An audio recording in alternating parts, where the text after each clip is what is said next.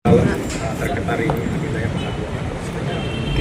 Iya, makasih teman-teman yang udah menunggu. Hari ini kami memang datang ke LPSK untuk melanjutkan tindakan yang memang seharusnya kami tempuh ya. Kami infokan kepada teman-teman LP-nya Teknopi tentang tindak pidana kekerasan secara verbal sudah berjalan. Teknopi kemudian sebagai korban penting untuk mendapat perlindungan hukum. Maka itu berdasarkan arahan dari Komnas Perempuan pada hari ini kami berada di sini. Apa Bu yang disampaikan mungkin kepada pihak LPSK tadi? LPSK itu kan menjamin dua hal ya. Yang pertama perlindungan secara hukum, yang kedua perlindungan secara fisik. Itu yang sedang kami tunggu. Begitu. Tapi memang ada ancaman atau seperti apa sampai mungkin larinya ke TPS? Memang undang-undang TPSK memang mengatur untuk itu ya. Jadi kami hanya mengikuti saja arahan dari Komnas Perempuan. Karena memang sudah berjalan prosesnya, sudah tahap klarifikasi, maka penting bagi kami untuk mendapatkan dokumen dari LPSK. Untuk laporan itu sendiri, siapa aja yang udah diperiksa dan dalam waktu dekat siapa yang akan diperiksa gitu? Selasa ini sudah ada yang diperiksa, nanti teman-teman bisa lihat di Polda ya, Selasa ini sudah berjalan langsung. Di pihak terlapor atau? Iya, pelapor dulu. Karena memang undang-undang TPSK ini memiliki kekhususan ya. Jadi dia cukup korban dan satu alat bukti saja, berbeda dengan undang-undang lain yang diatur dalam KUHP. Kira tapi selama ini ada ancaman kah atau apa dari teknik? Oh iya, kalau ini kan sifatnya asumsi dari pihak teteh ya gitu kan. Nah itu nanti asumsi itu yang akan dipelajari oleh LPSK gitu. Memang ada asumsi berupa mungkin sifatnya intimidasi atau seperti apa, itu ada kita sampaikan ke dalam. Konten spesifik dari WhatsApp telepon? Oh enggak sih, enggak. Yang memang disiarkan secara ini aja di medsosnya beliau itu. Ya. Dari pihak AL berarti? Iya. Tapi dari LPSK sendiri ngasih solusinya seperti apa?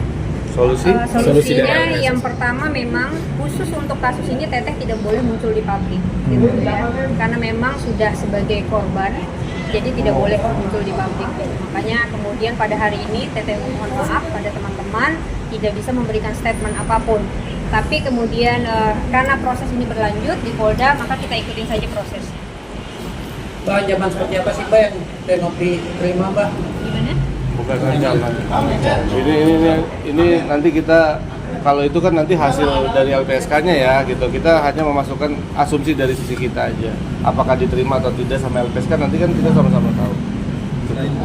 Gimana mungkin dari pihak Teknopi Bang Densu udah mundur lagi, Iya, memilih mundur. nggak mau bahas-bahas lagi kecuali perdamaian yang dia bahas. Iya, kalau dari sisi Tetu juga sama ya dengan Bang Densu, pasti sefrekuensi lah. Tapi ada mungkin dari Teteh ini kecewa atau gitu seperti apa atau kaget kan? Enggak. Ya kita kan satu frekuensi aja lah gitu kan. Memang arahnya ini kan kalau yang tentang TPKS ini kan individu dengan oknum advokat gitu. Jadi nggak ada urusannya sama itu. Itu sesuai dengan yang udah berlangsung aja. Iya, jadi teman-teman tolong dibedakan sekali lagi kami mohon permasalahan yayasan dengan Agus itu kita menunggu Kemensos. Nah ini permasalahan pribadi Teknopi dengan AL ya yang kemudian menghina Teknopi secara lantang di media sosial. Menanggapi kemarin hasil wawancara Alvin mengatakan dia tidak takut kalau misalnya terhadap laporan Teknopi terkait menggunakan itu. Iya kan kalau laporan jangan takut, ya hadapin aja, jalanin gitu. Dia Ya. berpendapat kalau ini tidak akan diproses secara panjang kalau tentang laporan itu. Iya kan dia boleh berkeyakinan itu, kita pun juga boleh berkeyakinan sebaliknya. Nanti kita lihat aja keyakinan siapa yang terwujud kan gitu. Soal pelaporan kemarin, Alvin dia melaporkan kembali itu tanggapannya yang kalau dia salah menyatakan itu. Justru itu sampai hari ini ya kami mencari dasar apa yang kemudian dilampirkan oleh AL untuk membuat laporan itu. Karena itu nanti akan memperpanjang delik ketika laporan itu sudah diterima tapi alat buktinya tidak ada. Maka akan muncul namanya pelaporan palsu. Itu yang kemudian kami tunggu sampai hari ini. Jika teman-teman ada informasi tentang alat bukti apa yang kemudian dilampirkan oleh AL untuk laporan itu, maka kami menunggu itu. Bu, untuk memperkuat yang soal kalimat itu kan antara pernyataan dan pertanyaan. Dia dalihnya kan itu pertanyaan. Apakah nanti juga akan melibatkan ahli bahasa untuk mempertegas bahwa ada pertanyaan yang menjurus, ada pertanyaan yang benar pure pertanyaan, perbedaannya seperti itu, ada yang menjelaskan itu ahli mungkin yang dihadirkan untuk sebagai saksi?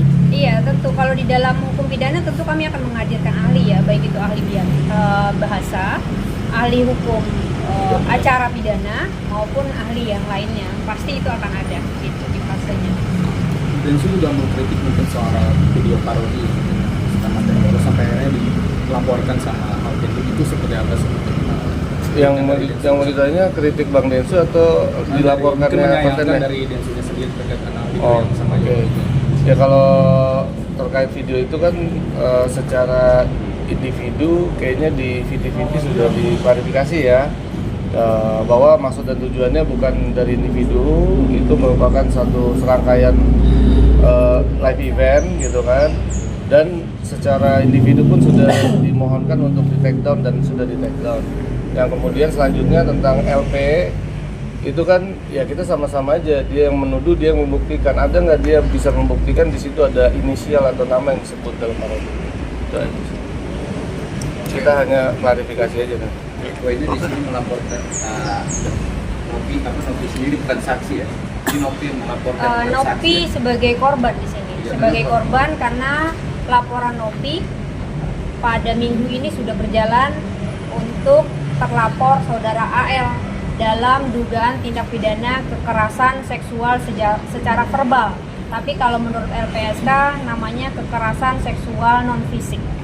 Oke. Kerugian apa sih yang dialami Tenovi karena kekerasan secara verbal itu?